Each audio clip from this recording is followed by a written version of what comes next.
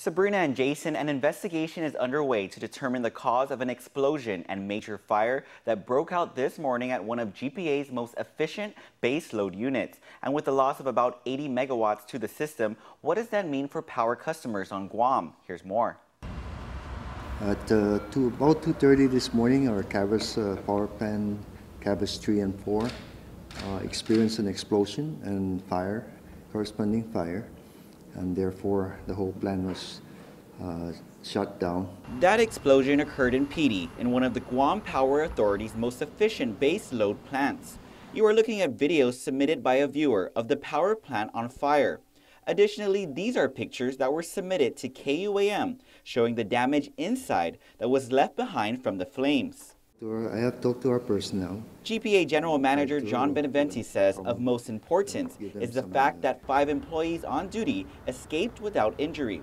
As for the exact cause, while he does not believe it was intentional, that is still under investigation. Actually, to this point, are continuing their analysis, inspection of the facilities to be able to determine whether the plant is structurally sound for personnel to enter the premises. But with the loss of 80 megawatts to the system, will GPA be able to meet the current power demand for the island? Beneventi says it will have some impact on customers. As far as meeting the load, we're able to meet the load as of right now today. We do have 276 megawatts of capacity. Our peak demand is, as everyone knows and understand, has been very hot lately, and when it's hot and warm, the air conditioning loads go up. And so it's been around 250 megawatts. So we basically have about 26 megawatt of reserve. And as long as our other plants continue to operate, then we should be able to meet the load. And just as GPA looks at other alternatives, they're also weighing whether it will have an impact on rates, as power will be produced on units not as efficient as Cabras 3 and 4. We are going to be consuming more fuel, and certainly it's going to be a cost factor for the overall for the ratepayers. How much? I'm not certain yet at this point in time, but certainly we'll be watching again to operate as efficiently as possible within the constraints that we have.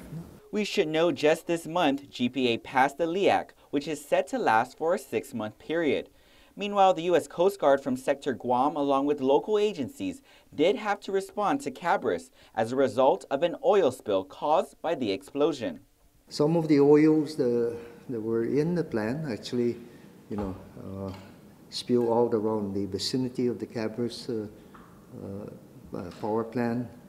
Our teams immediately brought in the spill response team, not only for the on-site but also for the water side of the plant. Beneventi says most of the residual oil has been contained and the cleanup continues. We should note this is not the first time an incident happened at the power plant, as an explosion occurred in early 2002 at Cabras 3 before the CCU came on board. The unit remained down for several months. Beneventi, meanwhile, is asking customers to practice energy conservation efforts. As for whether we should be worried in the long term about load shedding, Beneventi says he will know for sure in about a week's time. Back to you.